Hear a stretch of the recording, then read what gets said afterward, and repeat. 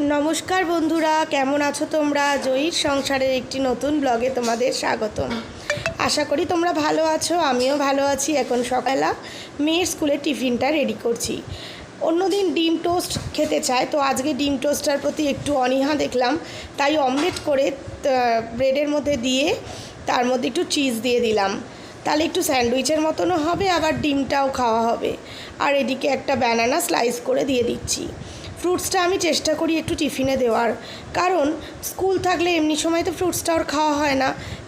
যদিও मौसम्बी जूसटा आसार परे देवा হয়, किन्तु आलादा करे कोनो फ्रुट्स देवार मतन आर समय হয় ना, पुरो लांच टाइम हो जाए तखन।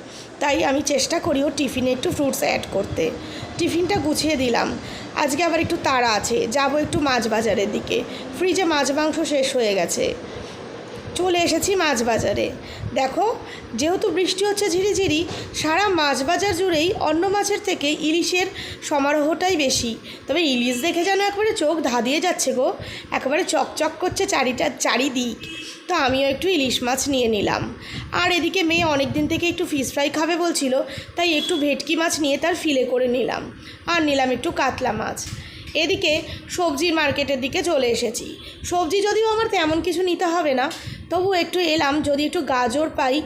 আর এদিকে ফিশ ফ্রাই করার জন্য একটু পুদিনা পাতা। চলে এসেছি বাড়িতে, মাছগুলো সব ধুয়ে নিলাম। ইলিশ মাছ ধোয়া হয়ে গেছে, মাছটা বেশ ভালোই লাগলো। আর এদিকে কাতলা মাছ ধোয়া হয়ে গেছে। ভেটকি মাছের ফিলেটা করে নিয়ে এসেছি ঠিকই, তবে ওর মাথা লেজা যেগুলো ছিল ওগুলোকে আর ফেলে রেখে আসিনি, কারণ ওগুলো দিয়ে একদিন চচ্চড়ি করা যাবে। এই যে ফিলেগুলোকেও ভালো করে ধুয়ে রেখে দিয়েছি। ভালো লাগে গো বাড়িতে ফিশ ফ্রাই করলে, একটার বেশি দুটোও খাওয়া যায়, তাই আর গরম গরম বেশ ভালো লাগে। মেয়েটাও কদিন ধরেই বলছিল। আর এই সময় একটু মাছের ডিম পাওয়া যায় বলে একটু মাছের ডিম নিয়ে এলাম। গরম ভাতে কিন্তু মাছের ডিম ভাজা করে খেতেও বেশ ভালো লাগে বলো।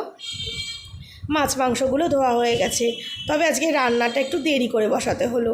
আজকে প্রচণ্ড বৃষ্টির ওয়েদার, সারাটা দিন বৃষ্টি হচ্ছে বলেই আমি কিন্তু মাছ বাজারে গেলাম জানো, কারণ এই সময় ইলিশটা ভালো ওঠে বলে। তো গিয়ে দেখলাম সত্যি আমার আইডিয়াটা ঠিকই হয়েছে। বসিয়ে দিচ্ছি খিচুড়ি। বৃষ্টির দিনে খিচুড়ি খাবো না তা কি আর হয়। তবে আজকে নিরামিষে করছি না, আজকে করছি একটু মসুর ডালের খিচুড়ি। আমি খিচুড়িটা এইভাবে বানাই জানো, তেলটা গরম হয়ে গেলে পেঁয়াজ, টমেটো, আলু সমস্ত দিয়ে তার মধ্যে জিরে গুঁড়ো, ধনে গুঁড়ো সমস্ত দিয়ে ভালোভাবে কষিয়ে নিই। তার মধ্যে তারপর ডালটা ধুয়ে রাখা ডালটা দিয়ে দিই। আর তার মধ্যে দিয়ে দিই ডালটা খানিকক্ষণ নাড়াচাড়া করে নিয়ে তার মধ্যে চালটা দিয়ে দিই। তাহলে কি হয়, এইভাবে খিচুড়িটা করলে বেশ কষানো হয়ে যায় প্রথম দিকে, খিচুড়িটা খেতেও বেশ ভালো হয়। এইভাবে একদিন বানিয়ে দেখো।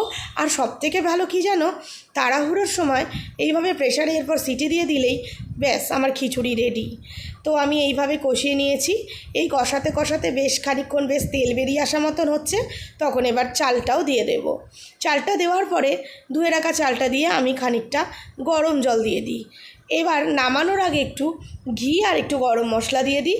আর তার আগে যেটা দিই সেটা হচ্ছে একটা তড়কা প্যানের মধ্যে একটু 5 ফোড়ন আর শুকনো লঙ্কা দিয়ে ফোড়নে নামানোর আগে ওটা দিয়ে দিই খিচুড়ির উপরে। আর তার সাথে যে বললাম ঘি গরম মশলা দিয়ে দিই, স্বাদ হয় অসাধারণ গো। তোর খিচুড়ি রেডি হয়ে এসছে, সিটিও পড়ে গেছে। এই যে দেখো খিচুড়ি। আজকের ভিডিওটা এই অবধিই থাকলো। তোমরা ভালো থেকো, সুস্থ থেকো, সাবধানে থেকো।